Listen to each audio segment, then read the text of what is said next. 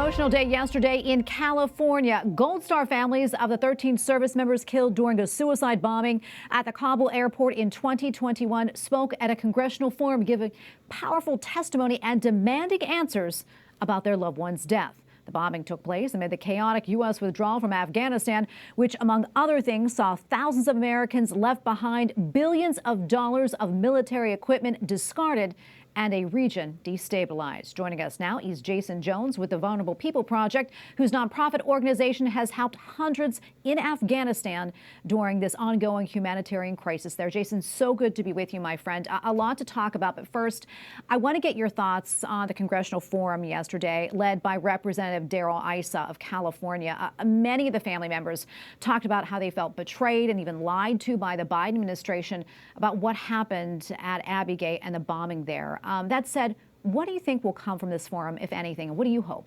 Well, I hope that there's accountability, Tracy. The Vulnerable People Project's director for Afghanistan operations, Prince Waffle, was there yesterday at that hearing. Darrell Issa worked closely with the Vulnerable People Project to rescue Prince 2 years ago. He's an American citizen who snuck into Afghanistan to rescue his wife, who was trapped, and in fact would have been at Abbey Gate that day. He just couldn't reach it through the chaos.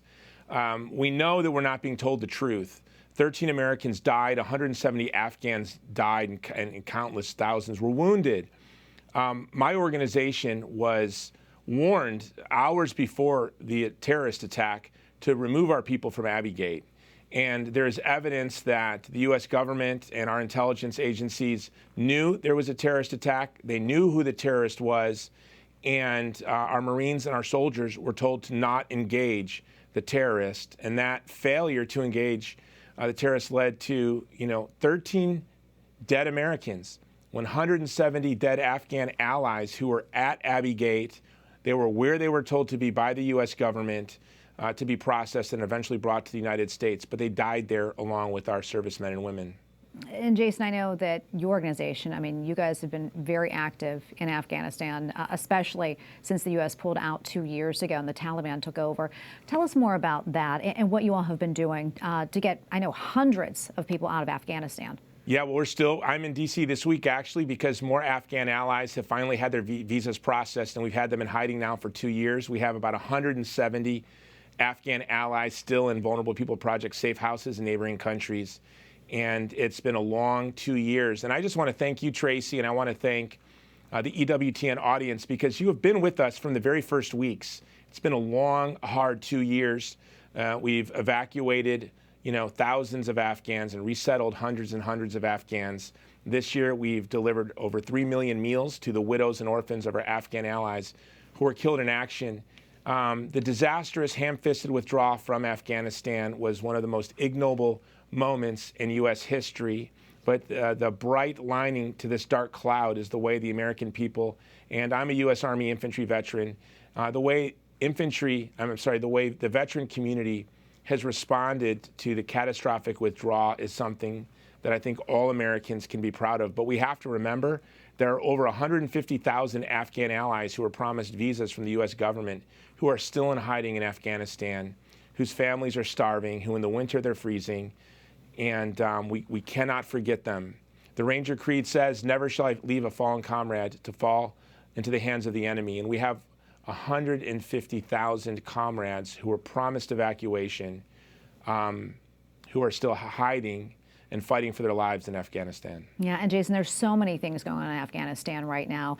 Also, something I want to talk about that we've talked about before is how life has changed for women and girls in Afghanistan since the Taliban took over. Many of them were banned from going to secondary schools and even university. Has anything changed on that front from the last time we talked? No, it gets worse and worse every day. We do have clandestine girls' schools that are open and running.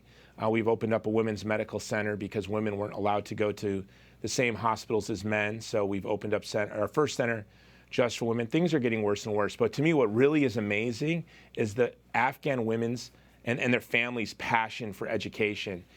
We have classes where they're learning how to code and program, and they only have maybe a signal 2 or 3 hours a week, and they're making little video games on these cell phones that they have.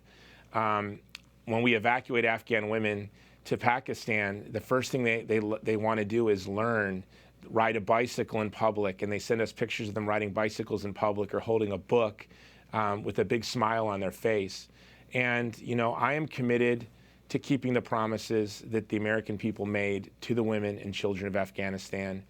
And I'm hopeful that with the new administration, that eventually that we will see a free and prosperous Afghanistan. Jason, we have about a minute left. Before we're out of time, I mean, I know you really are boots on the ground there in Afghanistan. You talk to people all the time in Afghanistan. We heard from the Gold Star families. I'm wondering, what are you hearing from Afghans?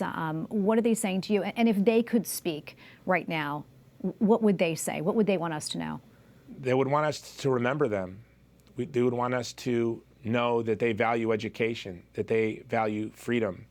50% of them are starving, and our organization is going to work until the last Afghan ally and their families are brought to safety. And on a lot of news channels, they're given the tragedy without the hope. But I want to let you know that if you go to vppafghanistan.com, vppafghanistan.com, you can see how you can stand with the people of Afghanistan. And Tracy, I brought you our hat. These are the teams, the hat our Afghan teams wear. And EWTN and the EWTN audience has been a key partner. It starts with you, Tracy, and your audience, but your support reaches into the most remote parts of Afghanistan, serving Christians, women, and our allies. Oh, Jason, it is our honor. We're so grateful to do this. We're humbled by the work that you do. We're grateful for you and your entire organization, and we continue to pray for you. God bless you all. Thank you.